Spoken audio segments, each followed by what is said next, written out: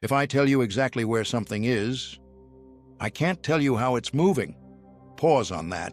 Not because our instruments are bad, not because science hasn't advanced enough, not because we need better microscopes, faster computers, or smarter people, but because the universe itself refuses to give you both.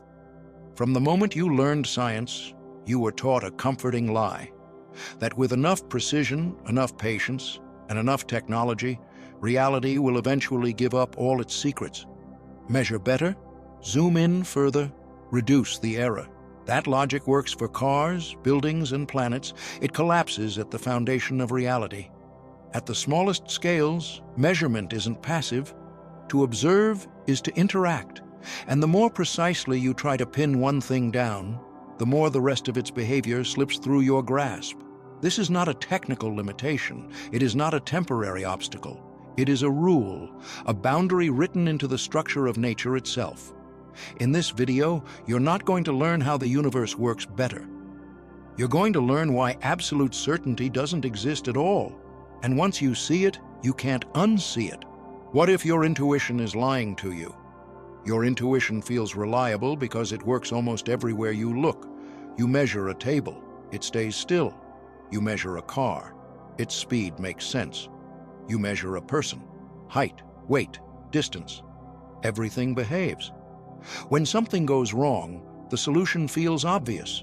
Measure better. If the numbers don't match, the tool must be flawed.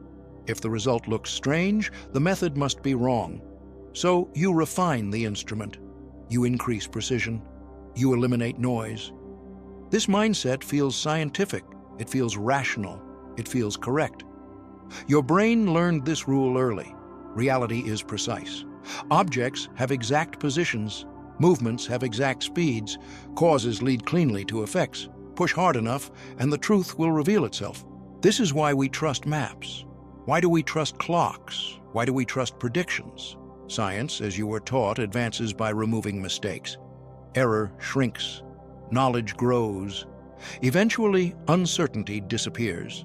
That belief works perfectly in the world you live in every day. And that is the trap.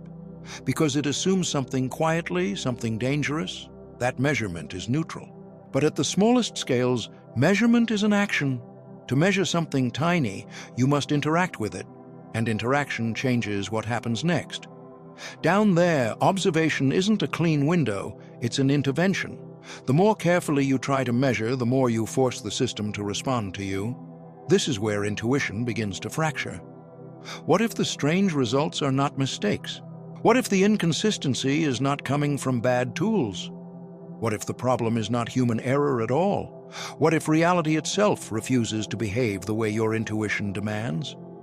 At the foundations of the universe, measure better stops working. Not because we failed, because the rules are different. And once you see that shift, you realize something unsettling. Your intuition was never wrong about everyday life. It just doesn't survive contact with the deepest layer of reality. This idea feels wrong because measurement sounds harmless. You look, you record, you step back, nothing should change. But imagine trying to photograph something in complete darkness. You turn on a flash. The flash reveals the object, but it also hits it with energy. If the object is fragile, the very light that lets you see it can heat it, move it, or disturb it. Now, shrink that situation down to the smallest scale possible. To find where a particle is, you can't simply look at it. You have to interact with it. Light, energy, momentum. And the moment you do, the system responds. That's the practical problem. But here's the deeper one. Uncertainty isn't only caused by measurement disturbance. Even before you measure, a quantum state can't make position and momentum both arbitrarily sharp at the same time. If you want to know a particle's position more precisely, you force its momentum to become less well-defined. If you want to know its momentum more precisely, its position becomes more spread out. You don't get both. In one line, delta x times delta p is greater than or equal to h bar over 2. The sharper one becomes, the more the other dissolves. This is not because scientists lack skill. It is not because instruments are crude. It is not because technology hasn't caught up. The universe is not hiding information from you. The theory sets a hard limit on how sharply certain pairs of quantities can be defined in a single state. Position and momentum aren't separate facts waiting to be collected like items on a checklist. They're linked so tightly that perfect precision in both is forbidden. At this scale, observation isn't just reading reality, it becomes part of the event. And that should leave you with awe, because it means the universe isn't a static object you inspect from the outside. It's something you participate in every time you try to understand it. In one stretch of isolation, far from applause, far from laboratories filled with machines, Werner Heisenberg wasn't trying to make history. He was young, in his mid-20s, physically exhausted, suffering from severe hay fever that forced him away from cities and universities. In 1925, he isolated himself on a small, windswept island in the North Sea, Helgoland. Not to experiment, not to collect data, but to think. No instruments surrounded him, no measurements were being taken, no numbers were being harvested from nature, just a restless mind wrestling with a problem that refused to disappear. At the time, physics was breaking apart. The old rules worked for planets and pendulums, but collapsed for atoms and electrons. Equations gave answers that made no intuitive sense. Results contradicted expectations again and again. Most physicists believed the issue was technical: better math, better tools, better approximations. But something shifted in Heisenberg's thinking. He stopped asking how to measure better. He started asking whether measurement itself was the wrong frame. The realization didn't arrive like a lightning bolt. It arrived like an uncomfortable conclusion. Maybe the mess wasn't noise in the system. Maybe it was the system. That new way of thinking helped forge a new language for physics, matrix mechanics. And then, in 1927, Heisenberg put a deeper implication into words that would permanently alter science. There are pairs of properties in nature that cannot be simultaneously pinned down with arbitrary precision. Not approximately. Not with future technology, not in principle. The more precisely you define one, the less sharply the other can be defined in the same state. Position and momentum. This wasn't a weakness of human knowledge. It was a boundary written into the universe. For the first time, uncertainty wasn't a sign of ignorance. It was fundamental. Imagine the weight of that realization, that complete certainty isn't waiting for better tools, that some questions don't become clearer with effort, they dissolve when you demand perfection. The most disruptive ideas don't always arrive with noise. Sometimes they arrive quietly, when intuition finally gives up. And from that silence came a sentence that would echo through science forever. There are limits to what can be known at once. Not because we fail, but because reality is built that way. What if the universe refuses to be predictable? The reaction was immediate, and it was brutal. For centuries, physics had been built on a sacred assumption. The universe is deterministic. If you know the present with enough precision, you can calculate the future exactly. Every effect has a cause. Every motion follows a rule. Nothing is left to chance. Classical physicists were comfortable inside that framework. The universe behaved like a clock. Complex, yes, but ultimately predictable.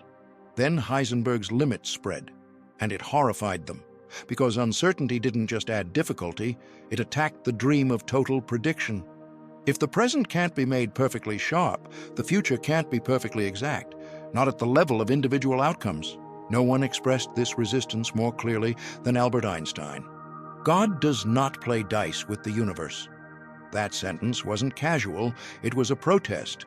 Einstein believed randomness was a temporary flaw in the theory, a sign something deeper was missing. Hidden variables, unknown mechanisms, a layer of reality that would restore perfect order. But quantum mechanics refused to cooperate. Every experiment kept confirming the same disturbing truth. You don't get certainties, you get probabilities. At the quantum level, the theory predicts probabilities, not guaranteed single outcomes. And here's the crucial nuance. The equations evolve smoothly and deterministically, but what you get when you measure comes as probabilities. So the universe doesn't behave like a perfectly predictable machine at the level of single events. It behaves like statistics, stable in the long run, unpredictable in the single draw. This created a violent split in how reality was understood. The classical world runs on trajectories, on certainty, on precision that improves with effort. The quantum world runs on limits, on probability distributions, on outcomes that cannot be guaranteed one by one. One world promises control, the other denies it, and that realization forced science to confront something deeply uncomfortable. We don't live in a universe that promises certainty. We live in a universe where certainty is not just difficult, it is fundamentally limited. Most people think the uncertainty principle is a statement about human failure, that it exists because our tools aren't precise enough, that someday, with better instruments or smarter minds, we could see everything clearly. This is a common misconception. The truth is more subtle and far more profound. Heisenberg's principle does not blame the observer. It does not blame the measurement. It does not suggest physics is simply incomplete because we're missing a better microscope. It speaks to a boundary built into the structure of quantum states. Even if we imagine perfect instruments, even if we imagine infinite computational power, even if humans become unimaginably clever, the limit does not disappear because it isn't a practical obstacle, it's structural. Think of it like trying to make two incompatible kinds of sharpness exist at once. The more you demand one, the more the other must spread out. Position and momentum are entwined. To make one perfectly sharp is to force the other to become less sharp. This is not a temporary inconvenience. It is not a puzzle waiting for a clever trick. It is the universe saying a simple rule. There is a limit to what can be defined at once. Many try to soften this by saying, we just need better experiments. But the principle holds under any experiment consistent with quantum mechanics. No clever trick, no new device, no theoretical breakthrough will erase it. The uncertainty is intrinsic. This changes how we understand knowledge itself. We often assume science is just the removal of error. But at the quantum level, nature sets the ceiling on certainty. And by acknowledging that, we gain a different kind of clarity. Not the clarity of knowing everything, but the clarity of knowing where certainty ends and why. How did this rejected madness win a Nobel Prize? At first, it seemed impossible. Heisenberg's ideas weren't subtle refinements. They were a revolution. Many resisted. Classical physicists dismissed it as confusion. They argued it was counterintuitive, even wrong. How could anyone accept a world where perfect certainty is out of reach, where observation isn't neutral? For years, Heisenberg faced skepticism and quiet ridicule. Papers were questioned, seminars were tense, debates were endless. But slowly, evidence accumulated. Experiments matched what the new mathematics predicted. The atomic world behaved exactly as the quantum framework described.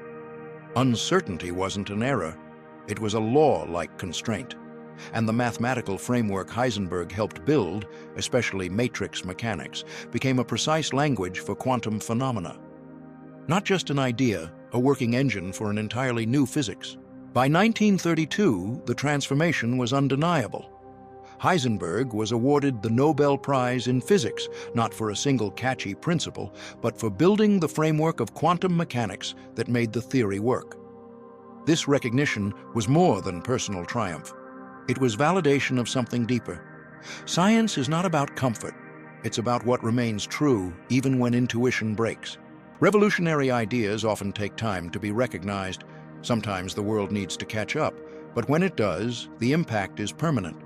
The uncertainty principle, once controversial, is celebrated. The framework he helped build allows us to describe a reality far stranger than classical intuition ever imagined. What began as isolation and relentless thought became part of the foundation of modern physics. What Heisenberg helped uncover didn't stay confined to physics lectures, because quantum mechanics isn't just an abstract theory, it's the foundation of technology that shapes modern life. Not because we need uncertainty as a vibe, but because without quantum mechanics, we wouldn't understand or reliably engineer the behavior of electrons in matter. Semiconductors, transistors, lasers, modern electronics. Engineers don't eliminate quantum uncertainty. They design systems where quantum behavior becomes stable and predictable in aggregate, even when single events aren't guaranteed. Every atom in your phone, every electron in your computer follows quantum rules. The magic of modern technology is that those rules produce reliable patterns when billions upon billions of particles act together. The irony is profound. A universe that refuses perfect certainty still allows astonishing control. Not absolute control, but usable, engineered, repeatable control within the limits nature sets. And that brings us back to the core message. Heisenberg's lesson is not science failed, it's the opposite. Science learned where certainty ends. The universe didn't hand us perfect knowledge, it handed us boundaries, and inside those boundaries, we built a civilization. So, next time you look at the world and think you understand it fully, remember, every atom, every electron, every tiny part of reality carries a limit. And that limit is not a flaw. It's part of what makes the universe so rich, so deep, so real. Science isn't about controlling the universe completely. It's about learning to navigate a world that is never fully knowable, yet astonishingly full of patterns. Heisenberg showed us that accepting uncertainty is not weakness. It is wisdom. It is humility. It is the key to understanding the deepest layer of existence. So carry this thought with you. Certainty is an illusion. Reality is stranger, more beautiful, and far more alive than we ever imagined. And once you see the universe this way, you can't unsee it. Thank you for watching. And remember, the more we respect what we cannot know, the more extraordinary what we can build becomes.